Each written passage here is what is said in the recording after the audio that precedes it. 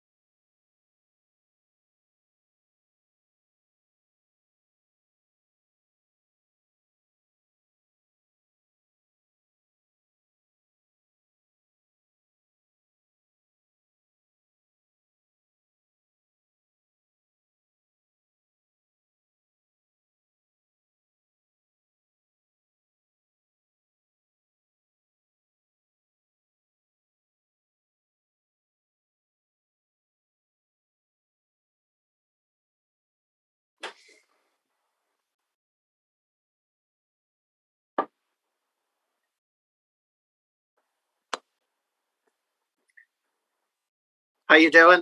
I'd like to welcome everybody to the Socialist Party May Day rally. Tomorrow is International Workers' Day, and the global pandemic has really shown which class plays the vital role in society. It's not been the millionaires, it's not been the billionaires, it's been the health workers, the education workers, the retail workers, the transport workers, and many, many more. Oftentimes the most exploited and low-paid workers. May Day will be celebrated in every corner of the world, whether that is a country that is ravaged by COVID or held down by a dictatorship. To the forefront of the celebrations that take place internationally will be workers in struggle. And here in Ireland, May Day this year is about international solidarity, and it's about celebrating the inspiring struggle of the Debenhams workers, a group of mainly women workers who stand in the very best traditions of the struggle of the working class and of May Day itself. I want to explain briefly the format of the meeting tonight. We have 4 speakers tonight. The meeting is going out here on Zoom and also out on a live stream on Facebook. And when the four speakers have spoken, we'll be wrapping up the Facebook Live. But people who are watching there are invited to register with Zoom. And we'll continue a discussion afterwards. We won't keep going all night. We aim to come in before 8 o'clock. But I'm going to take our four speakers tonight. I'm delighted that we have a Debenhams worker here tonight, who is Carol-Ann Bridgman, who will be speaking a little bit later. We also have Jensen from the United States. We have Ruth Coppinger. And we also have, as our first speaker, Karen Gearon. Karen was the shop steward in the internationally famous Dunne stores anti-apartheid strike here in this country in the mid-1980s. A strike of young workers, which forced the government to change the law and to take the goods of apartheid South Africa from off of the shelves. Karen has also been a tireless supporter of the Debenhams workers' strike, not least in the town where she lives in Tralee. So I want to welcome all of the Debenhams workers who've joined the meeting tonight, and I want to welcome one of their tireless supporters, Karen Gearon.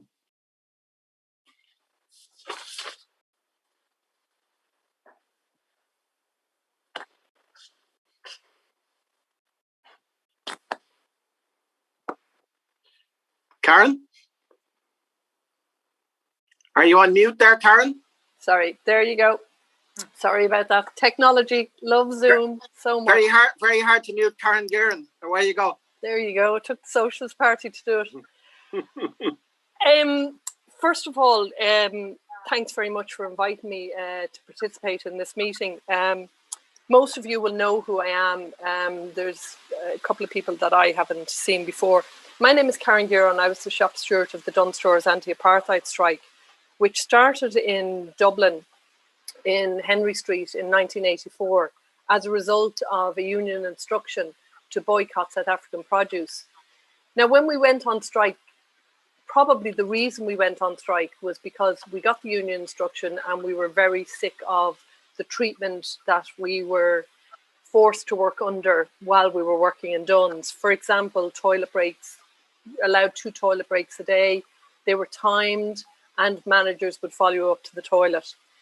So we went on strike not knowing very much about South Africa and apartheid. So what we wanted was the right not to handle the produce. But as the strike developed and we started to meet people from South Africa, one person in particular was a man called Nimrod Sjaka, who was a member of the Socialist Party, the militant tendency, but he was based in Dublin with the Red Cross.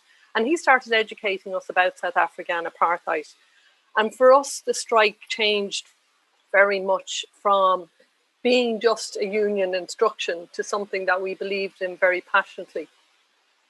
At the beginning of the strike, we got very little support from everybody, basically, in the country. It was 1984. There was massive unemployment. There was a massive recession. And there was a huge amount of industrial unrest as workers were beginning to stand up to the bosses. And as the strike developed, we began to learn more, as I said, and also become more involved in the whole apartheid situation and trade unionism and what that meant. And for us, what it meant was that we were responding to a call from South African black workers to support them in South Africa, to boycott their produce, even though they would suffer from the boycott, to isolate the country so that they could actually resolve their own situation in there. And you also have to remember that back then, during apartheid, black and white people were not allowed to mix. It was actually against the law. It was the only country in the world that actually had, through its legislation and its laws, that your future was determined by the colour of your skin. We felt very passionately about it, and the strike developed into something much more. And we realised that not only were we up against the likes of Dunne stores. We were also up against the government, the authorities, and the whole state. As the strike was nearing an end, we never imagined that we would actually, 11 people, 10 young women and 1 young man, would get to a stage whereby the Irish government was forced to look at actually banning South African produce.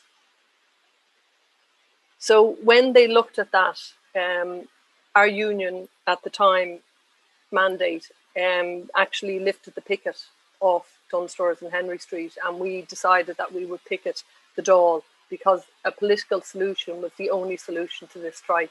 None of the Labour Court or the Industrial Relations Commission could solve our dispute because it was much more than just our store. And as a result of that, 2 years and 9 months later, Ireland was the first country in the Western world to ban South African produce, and that was a direct result of us staying outside and picketing for that amount of time. While we were on strike, we got strike pay, which was £21 a week, and we would have been earning between £95 and £110 a week. One of the women on strike, Fanny, actually lost her house because she couldn't afford to keep up the mortgage repayments. Tommy Davis, who was the only man on strike, was beaten very badly by the police. Alma, one of the women on strike, had got engaged while we were on the picket line, and her ring finger was nearly taken off by the violence of the guards and the management inside. When we were sitting down at the back door trying to prevent goods going in and out, they would close the shutters down our backs and they would kick us from behind.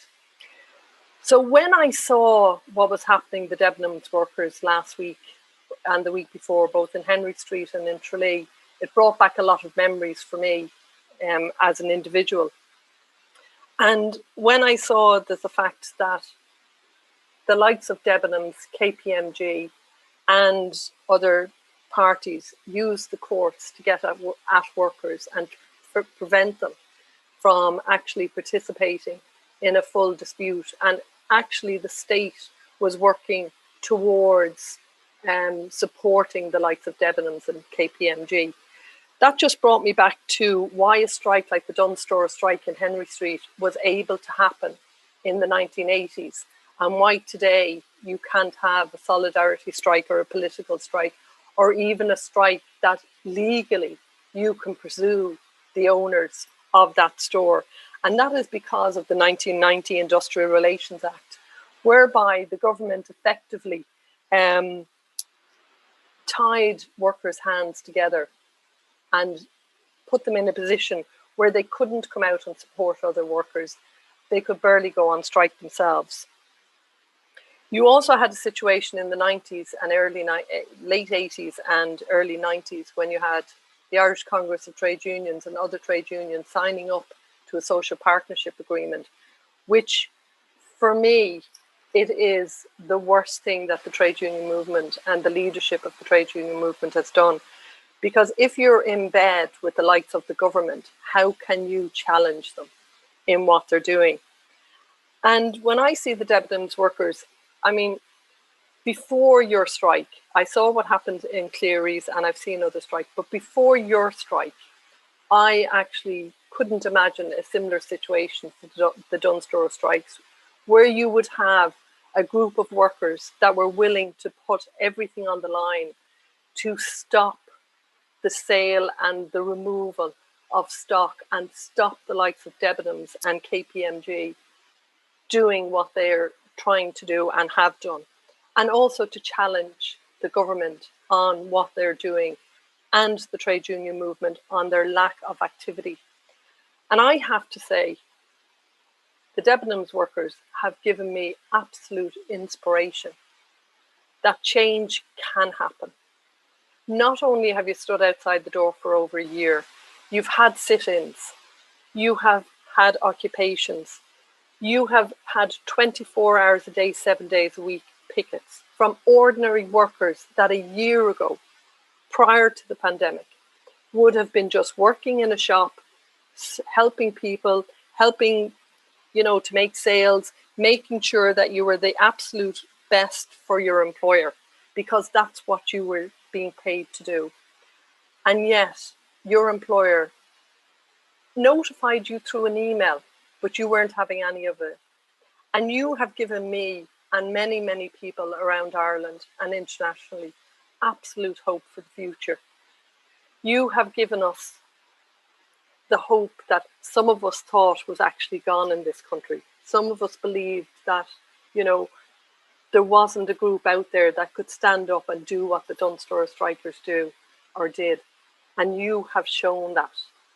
We saw last week and the week before the way the guards came in and physically removed you from a picket line, working for the likes of KPMG and the government. They're paid employees of this of us, of taxpayers. We pay them, and yet they've come in and physically removed you from the picket line. And it's very interesting to see that, you know, especially the one in Henry Street, where it would have been the media could get easy access to it, the national media could, and yet RTE decided to run a 3-minute promo on lifeguards and a 30-second promo on the Debenhams workers being removed. What you have done has been absolutely incredible. And to say that you, like the Dunne Stores strikers, have forced this issue to have on the Dáil floor a new legislation going through that would protect workers like you and other workers going forward. And that is all down to you. It's down to you that now is the time that we are able to put that to the Irish government and raise the profile of workers in this country and raise the profile of how, when workers get together, the change that they can do. We've seen that 11 workers in Dunne Stores in Henry Street changed a government, forced a government to change policy. We are now seeing what Debenhams workers can do and are doing in changing what the perception is out there of how workers can be treated. And this bill has to be passed.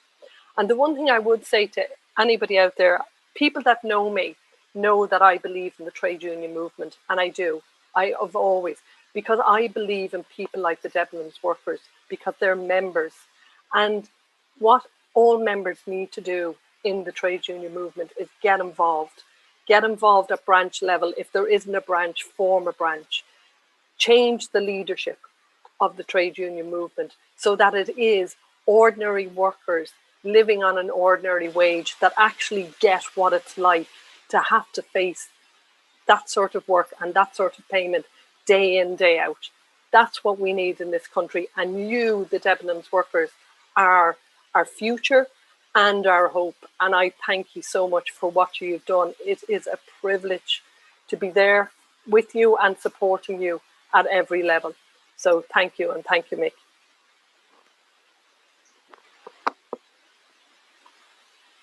Thanks, Karen. The next speaker is from the United States, Ginger Jensen. And apart from having one of the coolest names that I have ever heard, Ginger is a member of the Socialist Party's sister organization in the United States, Socialist Alternative. Ginger was on the ground in Bessemer, Alabama, for the recent fight to unionize giant corporation, Amazon. And although the first round of that battle was not won, it's a battle that is rich in lessons for working class activists. And the fight there is far from over. So you have the floor there, Ginger. Thank you so much, Mick. And thank you for having me at this May Day rally. You know, I'm really happy to talk about the US and our fight against Amazon. But first, I want to also extend all solidarity to the Debenhams workers who have stood strong in the face of an incredibly unfair and unjust situation and stood strong against the violence meted out by the Irish state and the corporation. And as we've been watching your struggle from afar, I just wanted to say how impressive your tenacity has been against the company and the state's really disgusting escalations. And actually, I think that that's where we should start in relation to the struggle to organize Amazon in the US and the recent attempt to unionize workers in a facility in Bessemer, Alabama. Like Mick said, I was on the ground there for many weeks and working alongside the union and building community support for the struggle. And this was a union drive of around 5,800 workers in the deep southern United States, which is known right now for cultural right-wing populism and reactionary attacks on LGBTQ people and racist voting laws. But in fact, the South has a really deep history of multiracial worker and socialist organizing. In the 1930s, socialists in the South organized and led Black and white workers in a sharecropper union in militant actions against landlords and landowners. And when the 9 Black Scottsboro boys were falsely accused of rape, they combined legal defense with national days of action across the country to highlight the racist legal system. And this just shows it has been a major project over decades by US capitalism and the billionaire class here to deepen and divide the country based on racial lines. Because a multiracial class struggle in the US is literally the most terrifying idea to the billionaire political establishment and people like Amazon CEO Jeff Bezos. And this was clear last summer when George Floyd's murder at the hands of former police officer Derek Chauvin sparked the largest protest movement in US history and shook the ruling class to its core when it spread across the globe. 2/3 of Americans polled supported the uprising last summer.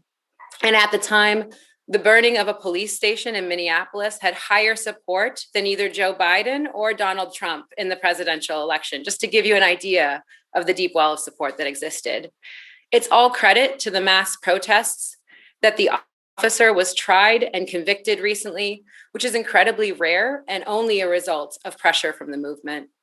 It started as a rebellion of anger at the racist murder, led initially by young Black and immigrant youth in Minneapolis. Actually, from where I'm speaking today, this is where I live. And after months of pandemic lockdown, mass unemployment, frontline workers facing drastic conditions, George Floyd's murder was the straw that broke the camel's back. And you could say it had the same impact on workers considering whether to unionize at the Amazon facility in Bessemer. The lead workers said it was the mass action and the reemergence of the Black Lives Matter movement that accelerated the union drive, which began with 2 workers who had had union jobs previously. And they approached the retail, wholesale, and department store union, the RWDSU, saying that they thought it was possible to win at that Bessemer facility. It's a facility that is a majority Black workforce, disproportionately women, in a state of Alabama that has passed numerous anti-union laws, the worst of which is known as right to work, meaning that in those states, you can opt out of being part of the union, even if it has already organized the workplace. So if something comes up, the union still has to represent you in negotiations. So right to work is an iteration of like the anti-worker right wing fighting for big business, kind of like polarizing on low consciousness of what paying dues to the union actually means, which a lot of people just don't really have experience with here with the low union density that we have in the US. There's a national push to fight back against this right to work and other laws by passing a federal bill called the PRO Act, which I can't get into too much, but much of what Gearon was just talking about the attacks on union rights or solidarity strikes, the PRO Act would actually start to address some of these, undoing the basis and some of the hurdles that we have faced in the labor movement for many decades. But this is just an example and another layer on how audacious these Amazon workers' actions really were, facing really disproportionate, compounding conditions against actually being able to succeed. So you can read in any major publication about the conditions in Amazon facilities. You know, over the course of the drive, there were actually over 50,000 articles written across the globe about the Bessemer workers. And the stories are all true, right? Workers forced to pee in bottles because they're worried about getting docked for taking time to go to the bathroom, insufficient breaks that are eaten up by walking to a break room that is a 15-minute walk away from your workstation, dystopian levels of surveillance, and a tracking system called time off task, which measures how much time to the second is spent not picking and loading merchandise. So Amazon's brutal union busting tactics, that was the overarching cause for this defeat, scaring enough workers to vote no. But we should be sober that the company attacks were not met with a swift enough or loud enough response from the union. Amazon arm-twisted city officials into changing traffic lights at the warehouse gates to stop union organizers from being able to talk to workers. They lied to workers about what the union would do if the election was won, and they threatened to close the warehouse. They installed an illegal mailbox at the warehouse and they installed an illegal mailbox, and then they lied to workers about the deadline for the vote so that workers would cast their ballots early before organizers could reach them. They organized an ongoing barrage of captive audience meetings, which was followed up by thousands of texts telling the workers to vote no. It needs to be said, however, that the broader labor movement didn't pay enough attention really and play enough of a role in this struggle. And organizers have only critiqued the campaign from afar and after the fact, as opposed to mobilizing everything we had to go there and support. They pointed out all the mistakes that were made, but most of their conclusions have amounted to scolding the workers for even trying at all, which is absolutely wrong. Because what was possible if the union drive had won was a historic shift in the labor struggles in the US, which could have ignited, I think, more struggles across the globe as well. It's the type of audacity that we need given the crises that we face in this moment. The billionaires like Jeff Bezos have gotten $1 trillion richer, while 3 million people have died worldwide from the COVID pandemic. We've nothing to lose, but everything to gain with these billions by fighting to end their stranglehold over our lives and our healthcare, and instead run the economy democratically and in our own interests. A victory in Bessemer would have meant a tidal wave of drives in facilities across the country. So again, we had everything to gain by trying. And the absolute last thing that we should conclude from this effort is that Amazon is too big to beat. Even with the defeat, workers in facilities across the country are getting organized and discussing how they can succeed. They're contacting unions to try and talk about how they can do better and build on those lessons. And right now, we have the crucial task of taking stock of the campaign and again, learning the lessons to contribute to the fight back going forward. It must be said too, and I cannot stress this enough, the union didn't rely on its central power, which is the workers themselves. Going forward, where organizing drives at Amazon kick off, there need to be organizing committees established immediately. These should be driven by workers from every department and shift, regularly discussing a strategy to win union recognition. The strength of those structures can then be mobilized to win the first contract, because that's the second hurdle, right? After the big drive to actually get the union. And Amazon will always outspend us, but we can outnumber them with a strong democratic committee of worker leaders that can bring everyone in the workplace into the fight. So in Socialist Alternative, we have experienced defeating Amazon in the city of Seattle, where we have an elected council member in Shama Sawant, who led the Tax Amazon movement, which succeeded alongside Seattle workers at winning a big business tax that injects millions every year into addressing the housing crisis. Amazon has fought the movement there every single step of the way and is now trying to undemocratically recall Shama from office because she's been such an effective fighter, which just means we fight this by broadening the struggle. We need tax Amazon movements in every city across the country, and to run candidates like Shama from our movements who are accountable to our organizing and willing to stand up to billionaire bullying with street action to build real pressure from below. Finally, while we should always expect horrendous attacks from the company and be crystal clear that corporations will always fight dirty, mobilizing their resources and their politicians that they've donated to, we have to be able to answer with coordinated mass action. In the days following the vote, we heard of many workers regretting that they believed Amazon's lies and had voted no. And a key lesson is that there are no shortcuts to building an organized fight back. And honestly, that's one reason why I'm a socialist, because I think people like you and me and all of us here today are far more capable of running the world in the interests of humanity and the planet. We meticulously organize our class, our coworkers, to go after the real looters in society, these pandemic billionaires. Our most urgent task is to strengthen our organizations of the working class. And only a couple days ago, Amazon announced pay raises across the country, an utterly cynical response to this near victory of Bessemer workers. They already brag about paying $15 an hour, which is a real pull in some states that pay absolute poverty wages.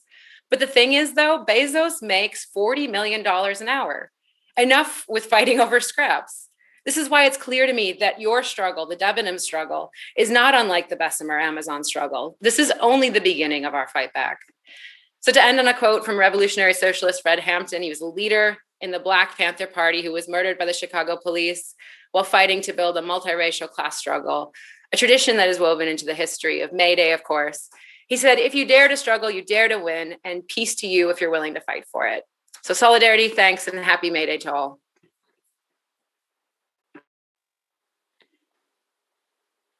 Thank you, Ginger.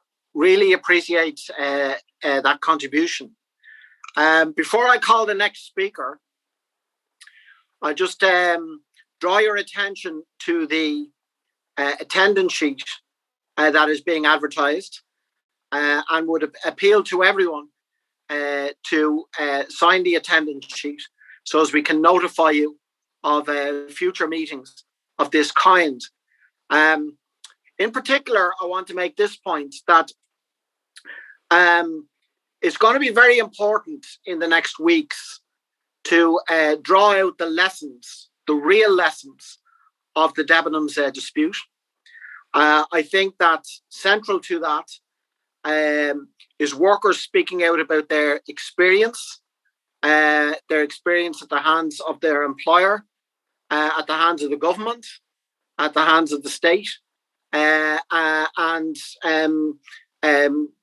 issues related to how the union has handled the dispute as well.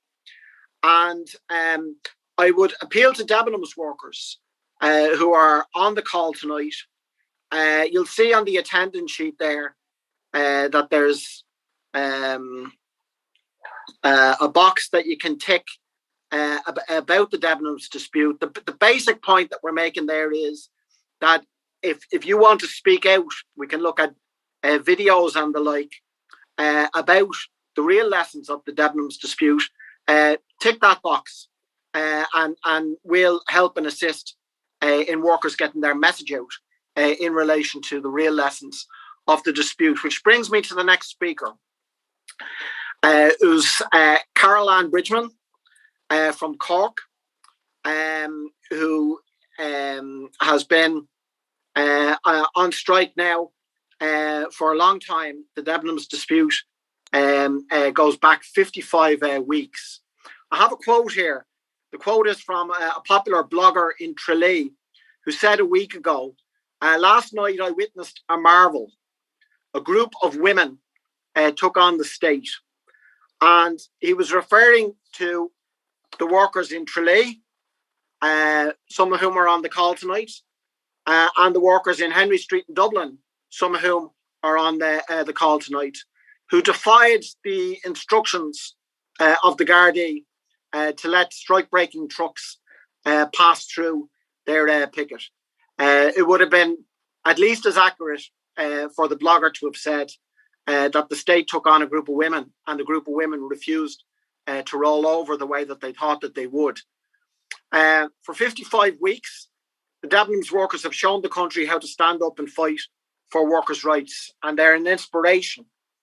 Carol Ann was one of the Debenhams 8 who occupied the Patrick Street store in Cork last September, when summoned for breaking KPMG's injunction.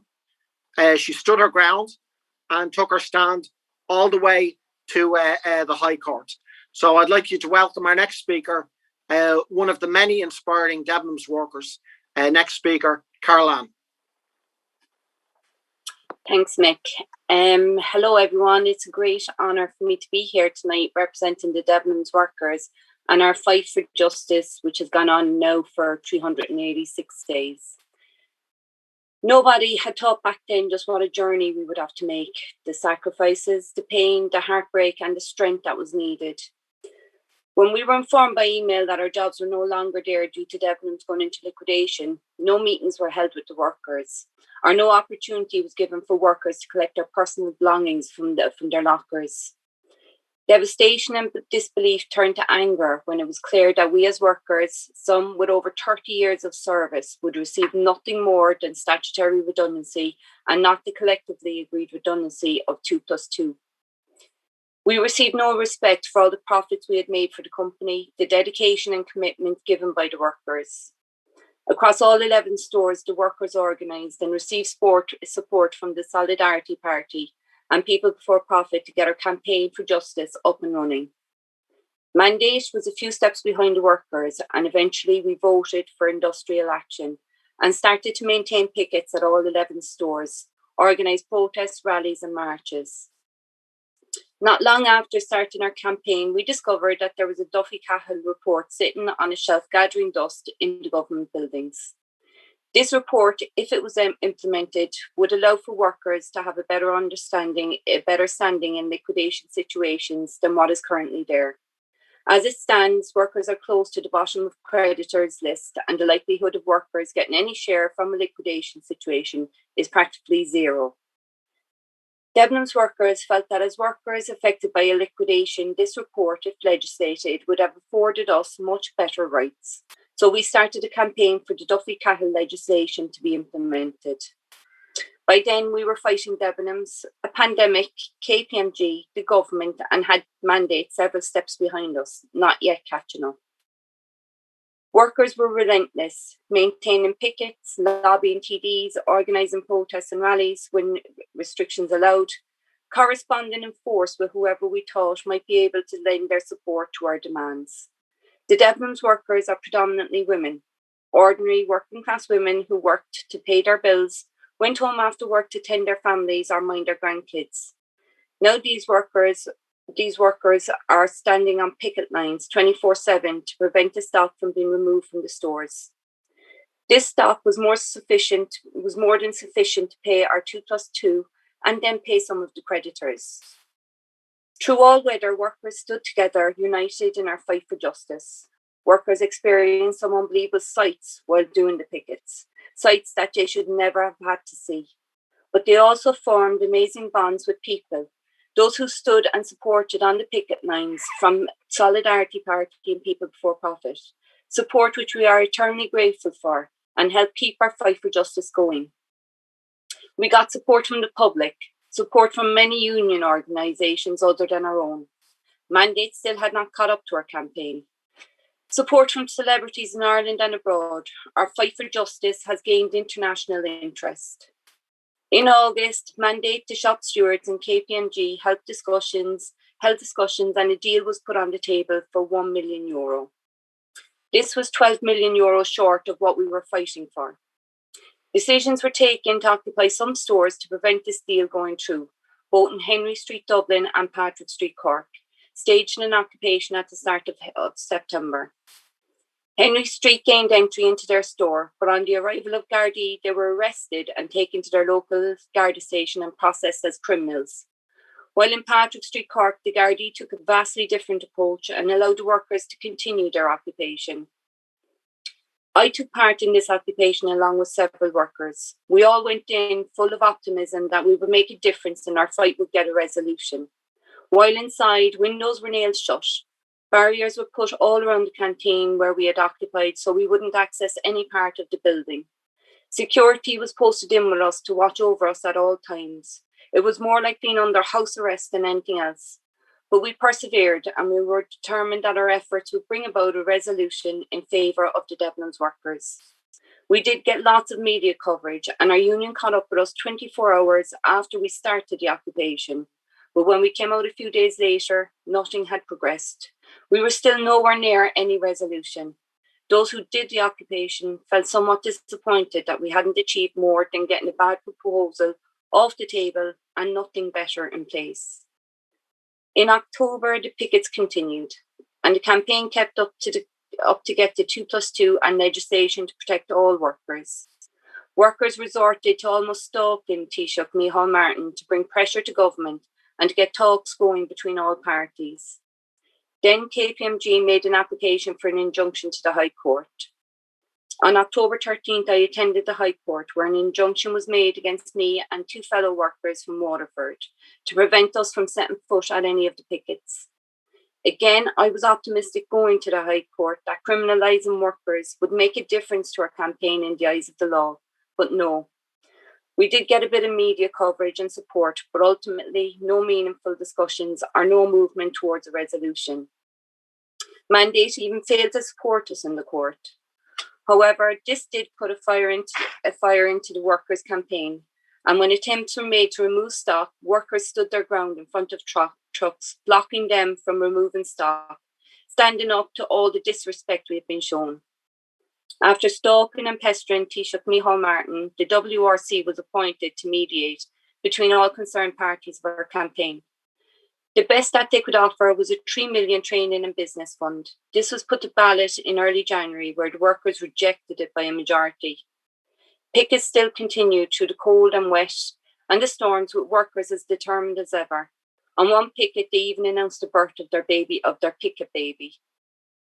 Workers remained steadfast and determined when marking the 1 year since our lives were thrown into turmoil by organising a protest at all pickets, showing our unity across the country. In March, our campaign took on a new element. After receiving a tip-off, workers responded to attempts made to remove stock from Blanchardstown, Dublin. Going on midnight, several trucks arrived, and it was like the whole Gardaí force attended as well. After a few hours of standoff, the workers sat down in front of the trucks in peaceful protest. The Gardaí then proceeded to lift the workers and their supporters, including Mick and Ruth Coppinger, up off the ground and carry them away out of the trucks. That night, the Debenhams dispute took on a battle with not just Debenhams, KPMG, the government, but now had the Gardaí and the law against them, and Mandate still hadn't caught up.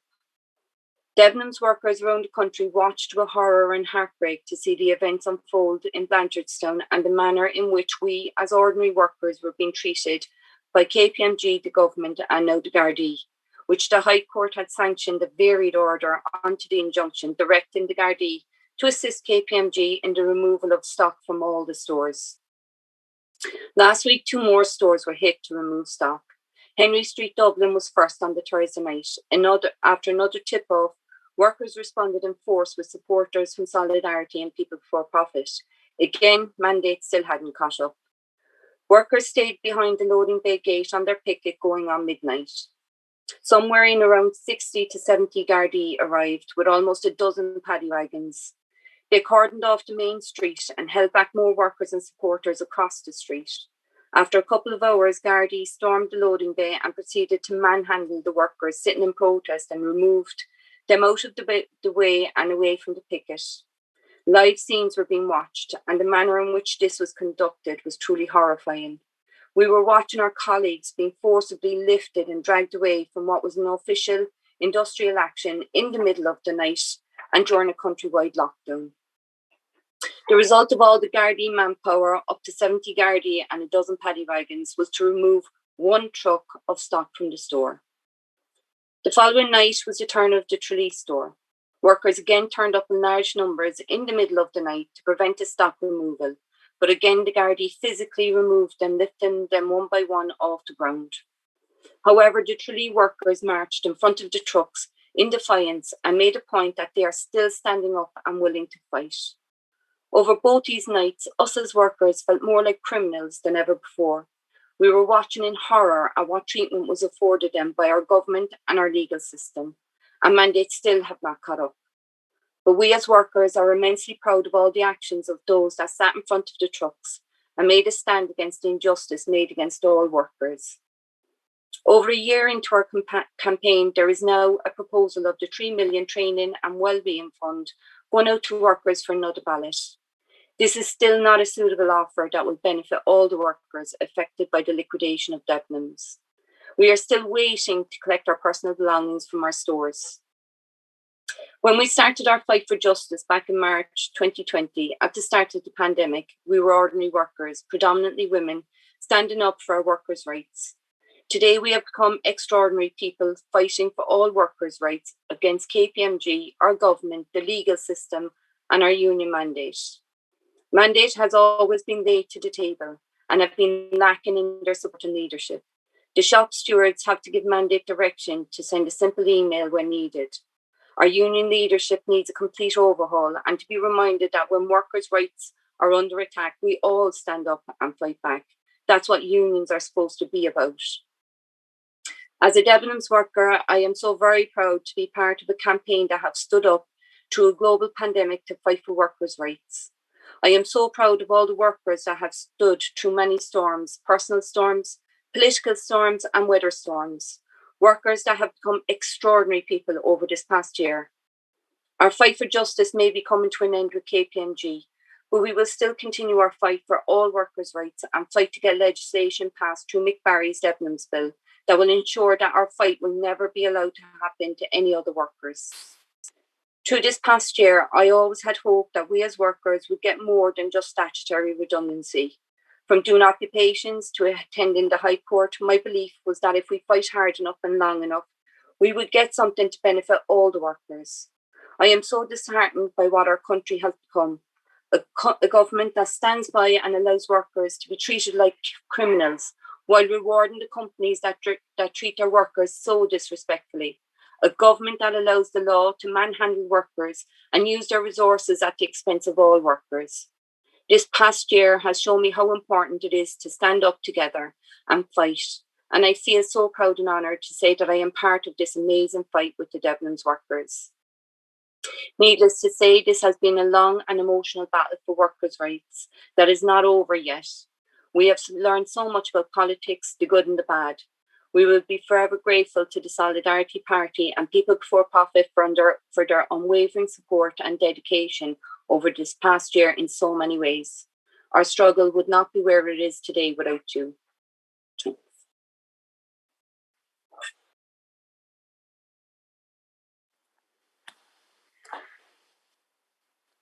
Thank you so much, Caroline. That was really sharp and interesting contribution to the discussion.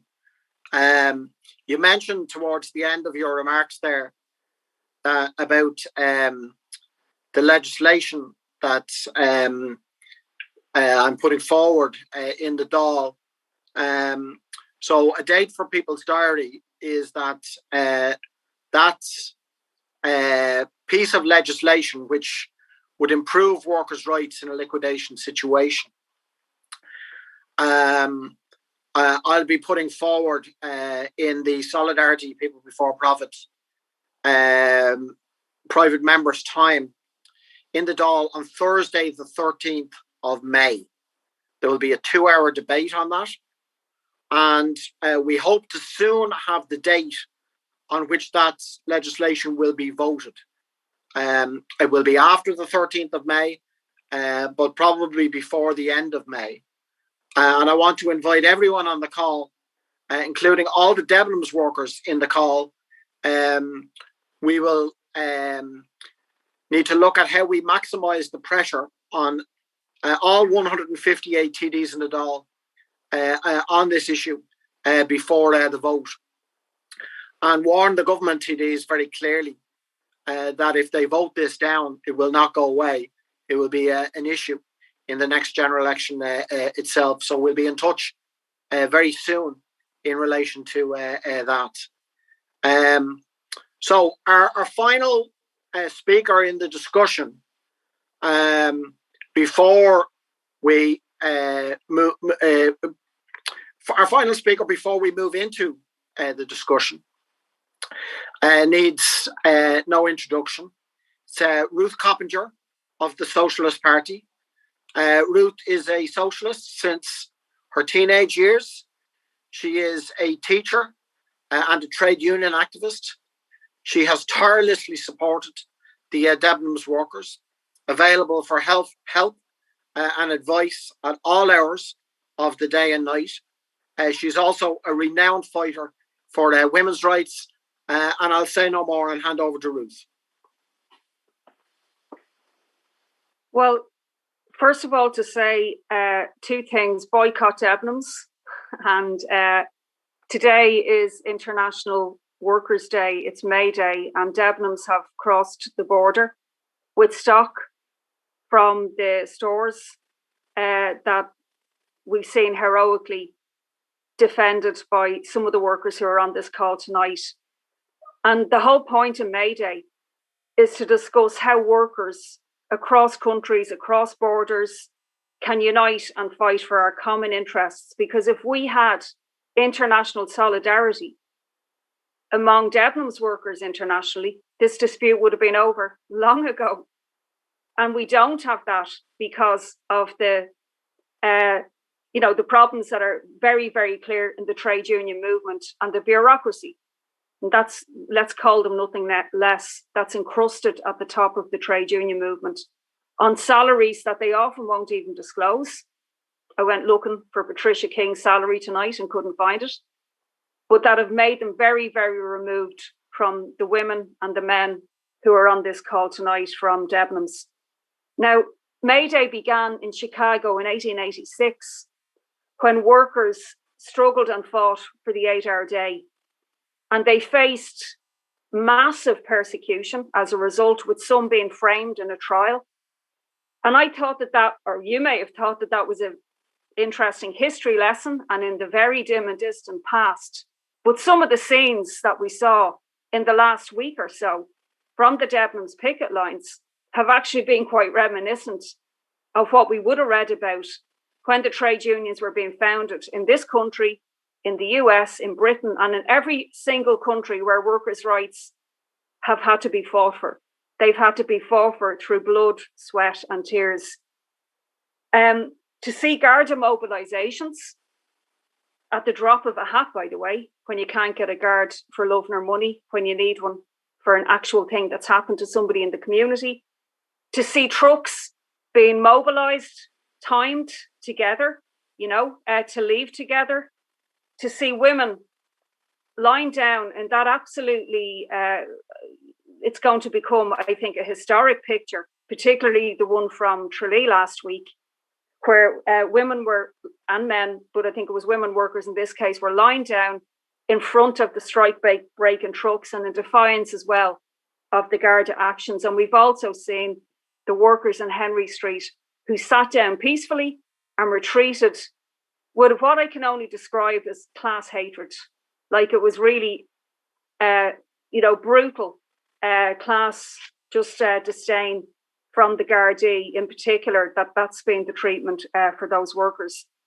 And one of the things that the Debenhams workers have done, they've reinstated a basic principle that you don't cross a picket line. They've reinstated, that was something that was eroded in the last 20 to 25 years under social partnership. If there's a strike in one place now, the other union agrees, we cross it at 5 to 8 before you start the picket. Those, the Debenhams workers have actually put on the agenda a very important principle.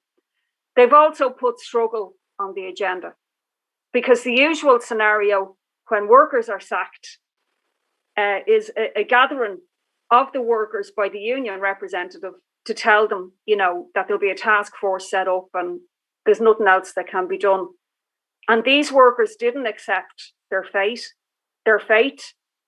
something that's the norm now in the trade unions. And these workers, the majority, noticeably of whom are women, have been left out in the cold by the government, by the trade union leaders, and by the state in general.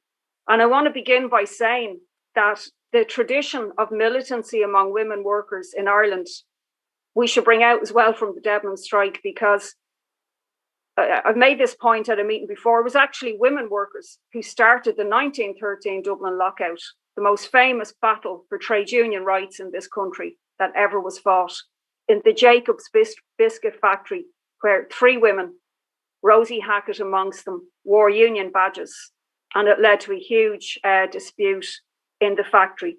It was women workers in this country who won 2 weeks paid holidays as a right for all workers in a 1945 laundry strike in the Irish Women Workers Union. And only the other day, one of the Blanchardstown workers put an amazing photograph into the WhatsApp group there of her I think it was her grandmother's union book to the Irish Women Workers Union. It was a lovely connection between the two. And this was something that had been on the union agenda for 11 years in 1945. And it was won in 6 weeks when women workers in particular took action. It was also women trade unionists who spoke out against De Valera and his misogyny his mother and baby homes that were later to develop. He spoke out about women being consigned to the home in the Irish Constitution. Women were told they'd never have to go out to work again. And it was also, of course, as we know from this call tonight, people like Gearon, the 9 women and 1 man who won a law banning South African goods during the apartheid regime in this country, and also put struggle on the agenda. They did more to, educate people in this country and worldwide about apartheid than any NGO ever did. That has to be said. And I think it's criminal that Mandate and ICTU, the leadership, have left these workers out in the cold and consciously refused to link their struggle with that of other retail workers who've also lost their jobs. You would think it was only the Debenhams workers who'd lost their jobs in this country, but we've had Arcadia workers being tossed out with exactly the same situation. So their fight is for all workers in this pandemic. Now, on May Day in 1908, James Conley, who I think everyone on the call will know, was a founder of the trade union movement in this country, a socialist, a revolutionary. But he was speaking at a May Day rally in 1908, and I won't read the whole thing, but he said, "They insist whene'er they speak that we demand too much." And then he goes on, "For our demands most moderate are, we only want the earth." And what he was referring to was this, cacophony of voices that the Debenhams workers would have heard as well, that they were asking for too much. They should just go home and not bother. And I think people like James Conley and Jim Larkin were revolutionaries. And yet they're invoked by today's trade unionist leaders who are actually best summed up by the first lines that James Conley said, that you're demanding too much, and who tried to sell the workers rotten deals again and again. Now, from the start, in reality, the heart of the union leadership was never in this, and they have not been up to the challenge of fighting for the interests of workers during COVID in general, be they aviation workers, be they retail workers, or whatever. And to win this, it would have required broadening out of the action that was taking place. But we've seen massive resilience, stamina, and courage shown by the Debenhams workers. We saw it in Henry Street, Patrick Street, and Waterford when they occupied the stores, putting occupations on the agenda again. We saw it in Blanchardstown, Henry Street, and Tralee when they faced the police and the state. And we see it every day in the workers who still continue to show up for pickets, even when the stock has been taken out of the shops, as in Tala and Newbridge and some of the other shops as well. And I think they're showing, and they've been exposing for the whole population what the role of the Gardaí in particular has been. Now, what we've seen in this strike has been a superstructure where the laws, the Gardaí, the political parties and the media are all part and parcel of the same system that's combining to put profits before the interests of workers. Debenhams and multinationals benefit from the liquidation laws that are pathetic in Ireland. I mean, don't forget, we have an industrial policy that's craven, where you bow down in front of multinationals at every turn. You don't ask them to pay tax. You don't ask them to do anything. KPMG, the liquidator, never once gave the workers' side a chance. It was a box-ticking exercise from start to finish. These accountancy companies also oversaw the bank rip-off 10 years ago in this country as well, let's not forget. And the Gardaí, of course, on hand to enforce the injunction in big numbers, quoting, "only doing our job." And maybe some of them don't like only doing their job, but in reality, that's the role that they did play, was to take the side of the wealthy against the workers. It really did bring out something that socialists would have said, and this would have been again 100 years ago, that the state is armed bodies of men and women in defence of property. But we actually saw that borne out really starkly last week in the case of Debenhams. And of course, the political parties, the majority political parties in the Dáil, have sat back, Fianna Fáil and Fine Gael and Labour, and not brought in any laws against tactical liquidation. Was one very interesting comment made by a worker who hopefully some of the workers will speak after this, when she said there was enough guards there for a terrorist attack at Henry Street last week, supposedly to get stock out that was worth nothing. You know, why would they actually spend so much money, the workers were saying, to do this? And I think this is a key question. Why has the state invested so much in not making workers a priority creditor? They could have paid the Debenhams workers probably several times over with what the state has spent on Garda overtime, on KPMG's fee, etc. And I think we have to examine that, because throughout this dispute, the political parties, the government cited, we can't set a precedent by, you know, making the Debenhams workers priority creditors. And I think that this is the issue. Yes, they could have conceded to the Debenhams workers, but they did not want to set an example to other workers, because we are at the beginning of a very serious crisis for capitalism right now, because the COVID pandemic is going to unfortunately lead to many more workers losing their jobs, and many have, even since the Debenhams workers lost theirs. And they don't want to be seen to concede to a group of workers who've waged a militant struggle. And I think that's what we're seeing now. We're entering a much deeper crisis for the system. Now, there was a crisis there before. We had a housing crisis. We had a mental health crisis. We had a crisis in casualisation. You know, we had a crisis in the system before, but it's been exacerbated and deepened by the pandemic. And I think that we have to conclude that justice for workers isn't possible under this system, and we have to fight to change this system. And that is the task that I think, as workers and activists, we need to come together to discuss how we do that. Because I think there will be a reckoning after COVID. We had a reckoning 10 years ago where we were made to pay for the bank crisis. We are still seeing the impact of that in terms of less SNAs in our schools, less hospital beds. And they will come back to us again. It won't be Jeff Bezos they'll come to, it'll be workers. And I think that the key lesson from the Debenhams dispute, more than anything else, yes, is the failure of the trade union leadership, but it is that workers must do it for ourselves. And the Debenhams workers did it for themselves. When it was clear, as Caroline said, that mandate was trailing behind, it didn't stop the workers. They fought on. They didn't wait for the trade unions to change. It's, you know, they tried to change the trade unions. And I think that when it's clear that the trade union leaders aren't going to fight this battle, that we have to fight it for ourselves. Self-organisation by working class people is very important and has been a key feature of life in the last few years. Let's look at key battles that were successful. The water charges. No role really played by the trade union movement. No instruction given, no motions passed. Very few unions took a position on it. It was communities who went out and organised against water metering. It was people deciding we're not paying. You know, we're going to have a mass collective non-payment campaign. It was from below completely. It shocked the political establishment to the core. I was in the Dáil in 2014 when those debates took place. What about the repeal movement? One of the most important health and civil rights for women and pregnant people in this country.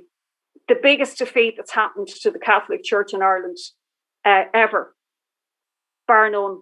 And that was fought from below by young people, by women, you know, by LGBT people getting together, not waiting for political parties or organisations to change their position before they did anything, but forcing them to change their position. And if the sort of agency and self-organisation that we've seen by the Debenhams workers became the norm in Irish society, we, working class people, would be in a much, much stronger position.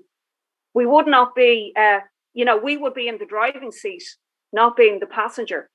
And I think that is the lesson that we have to take. And tonight, we want to invite any Debenhams workers or other workers who are, or people in general, you might be unemployed, to take part in a discussion with the Socialist Party about how we can, bring out the lessons of this dispute for other workers that are coming up, for the whole of society, for the next battles that will happen, but also not just for individual battles, but so we can turn the tables for workers in general in this country. And we would like to produce a sort of testimonials from workers, a declaration, if you like, that's very fulsome, that doesn't hold back about what happened in the dispute, that doesn't hold back about what's needed in future. It will be a manifesto for workers for the future, and that we could produce such a document, print it up, disseminate it widely, circulate it, campaign for it. And we would like to talk to see if there are Debenhams workers who'd like to discuss that with us. And hopefully we'd convene a discussion next week on that. We already have started, obviously, to talk to some people, but, would like to formally raise that idea and see what people think of that idea at the meeting tonight. And just in finishing, I haven't even been watching the time, unfortunately, but I think that we need to say that we need to fight for a new system where workers aren't always the ones that are attacked and on the defensive and losing hard-fought rights. The likes of, Carol, who's worked in Debenhams for 30 years. I think there's somebody who's worked in Debenhams for 40 years, if I'm not mistaken, would have their redundancy, their retirement, in actual fact, taken away. Where the wealth that we create and that we lead to be created will be used to resolve the problems that we face. The housing, in wages, a health service for all. Look at the absolute law of the jungle that's taken place in India with COVID right now, where under capitalism, oxygen becomes a commodity, while people are literally dying on the streets in a country that has vast wealth and has extremely skilled and expert doctors, nurses, and medical professionals, but is so grossly unequal. And capitalism as a system, you've seen it wreaking havoc in terms of your lives in the last year, but it has inequality in its whole DNA. The basis of capitalism is to justify inequality and exploitation. The idea that some people are just more important than others. The Jeff Bezos versus the Caroline Bridgman, where 82% of all the wealth that was generated last year went to the richest 1%, where the billionaires have doubled in the last decade, and where lots of them have seen their wealth increase, where they will use absolutely everything to hold on to their profit and privilege. They'll use gender, as we see with women workers who generally earn less and suffer a gender pay gap, as they call it, where they use race as well, where they'll use any sort of division to keep the system, the highly privileged system that they have. And I think they'll also, as well, by the way, watch the destruction of the planet rather than actually have the methods of production that they've brought about changed. So what we would like to bring about from the dispute is a discussion about putting workers, as I said, into a much stronger position in society, but also trying to build a united struggle of working class people who have the power to change society. One of the things that we've seen in this pandemic is that nothing moves without workers, and how essential retail workers are, how essential health workers are, education, transport, and so on. So we would like to build a united struggle of working class people, of women, of people of colour, young people, etc., where we tackle the culture, as well, of sexism, of racism, of violence against women, and not just the economic problems that we face. So in finishing, I would just like to say it's been absolutely, as everybody else has said, such a positive and inspiring experience working with the Debenhams workers in the last year, working alongside and campaigning alongside you. You truly are working class heroes. So thanks.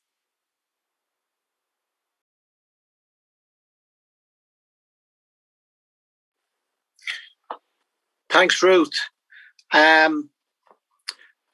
Okay, folks, what we're going to do now is we're going to move into a discussion from the floor, so to speak. Before we do that, I'll just make the point that if you've been watching the stream on Facebook or YouTube, the hosts here are going to post up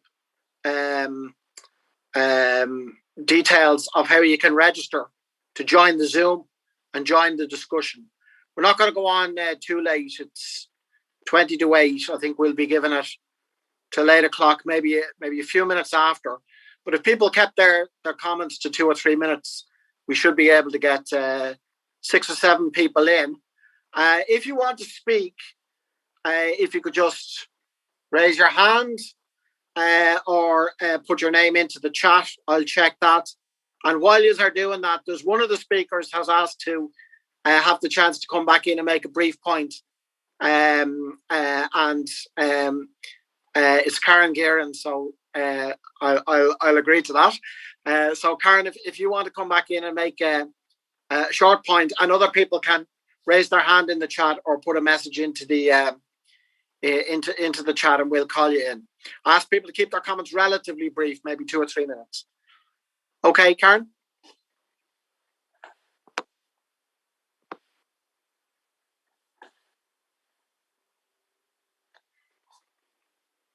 Karen, you need to unmute yourself there.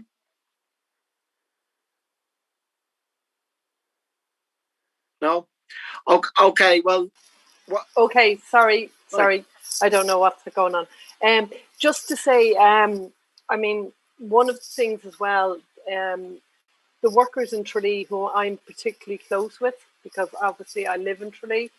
I'm not sure if everybody has seen some of the photographs that were put up last week and the media coverage in the Kerry's Eye and the Kerryman. They're just amazing group of women. And, you know, I've gotten to know some of them very, very well. And if you had told them even 6 months ago that they would be lying down in front of guards and be waiting to be lifted away and then do a slow march, trying to prevent and slow down the trucks, they probably wouldn't have believed you. They are just an incredible group of women, and it really has been and it will be a privilege in the future. Hopefully we'll all get to go out for a meal or a pint or something like that when everything opens up again. But you're amazing. I just wanted to say that, and well done. Thanks. Well done.